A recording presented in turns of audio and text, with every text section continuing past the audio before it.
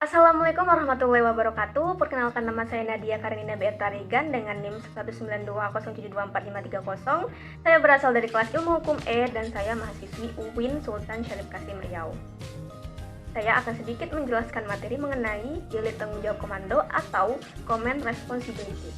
Pertanggungjawaban komando merupakan bentuk pertanggungjawaban pidana komandan militer, atasan polisi maupun atasan sipil lainnya atas pelanggaran HAM berat sebagai suatu jenis kejahatan internasional yang bersifat extraordinary crimes dan menjadi musuh umat manusia. Undang-Undang Nomor 26 Tahun 2000 sebagai dasar hukum penuntutan pertanggungjawaban komando atas pelanggaran HAM berat di Indonesia merupakan bentuk pertanggungjawaban negara secara internasional dengan mengadili para pelaku pelanggaran HAM berat menggunakan sarana hukum nasional. Lalu, pengaturan pertanggungjawaban komando atas pelanggaran HAM berat dalam ketentuan pasal 42 Undang-Undang Nomor 26 Tahun 2000 memberi pengaturan bahwa pertanggungjawaban di lingkup militer, seorang komandan tidak dapat bebas dari pertanggungjawaban pidana apabila ia mengetahui bahwa anak buahnya telah atau akan melakukan kejahatan yang berhubungan dengan tugas mereka, dan sepanjang perbuatan tersebut bersifat melawan hukum, dan jika ia tidak mencegah atau bertindak dan hanya membiarkan tidak melakukan sesuatu atau omission, maka komandan tersebut tetap dipertanggungjawabkan karena adanya hubungan khusus antara komandan atau superior dan bawahan atau inferior. Pengaturan pertanggungjawaban berkembang pada upaya pengaturan dalam suatu instrumen hukum, antara lain dalam Piagam Nuremberg Jerman, Statuta ICTY dan Statuta ICTR, serta Statuta Roma tentang ICC. Penerapan prinsip pertanggungjawaban komando sebagaimana tampak dalam International Military Tribunal Nuremberg atau IMTN, International Military Tribunal Tokyo atau IMTT, International Criminal Tribunal for Former Yugoslavia atau ICTY, maupun International Criminal Tribunal for Rwanda atau ICTR telah menempatkan para komandan atau atasan sebagai terdakwa. Lalu, prinsip dasar bagi komandan harus menjamin penghormatan terhadap hukum. Komando akan lebih mudah jika prajurit memahami hukum. Komandan tidak boleh menutupi mata terhadap suatu pelanggaran, dan juga jika hukum dilanggar, komandan harus mengambil tindakan. Pada pasal 28 ICC, komandan bertanggung jawab secara pidana terhadap kejahatan yang dilakukan oleh pasukan yang berada di bawah komando dan pengawasan efektifnya, atau yang disebutkan oleh kegagalannya dalam melakukan pengawasan yang patut jika komandan mengetahui atau dianggap mengetahui bahwa pasukan tersebut sedang atau akan melakukan kejahatan dan komandan gagal mengambil tindakan yang diperlukan untuk mencegah atau melaporkan tindakan tersebut. Berikutnya adalah unsur-unsur utama tanggung jawab komando. Yang pertama, hubungan atasan bawahan.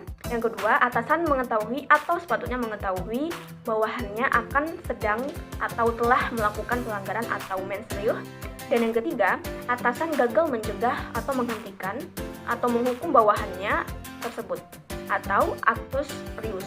Sebagai contoh kasus pelanggaran HAM berat di Timur Timur, dengan mencermati putusan pengadilan HAM ad hoc pada kasus pelanggaran HAM berat di Timur Timur, maka terdapat delik yang berkaitan dengan tanggung jawab komando pasal 42 Undang-Undang Nomor 26 Tahun 2000, yaitu yang pertama, putusan yang menjelaskan tanggung jawab komando hanya berkaitan dan adanya hubungan antara pelaku dan terdakwa yang telah memenuhi adanya unsur keterlibatan atau involvement, hubungan atau connection, pengetahuan atau knowledge atau maksud atau intens dari seorang komandan dengan tindakan kejahatan yang dilakukan oleh bawahannya tersebut. Yang kedua, pengendalian atau kontrol yang efektif secara umum ditafsirkan sebagai kondisi yang menjelaskan atasan secara sungguh-sungguh mampu menggunakan kekuasaannya bila mana ia menginginkannya.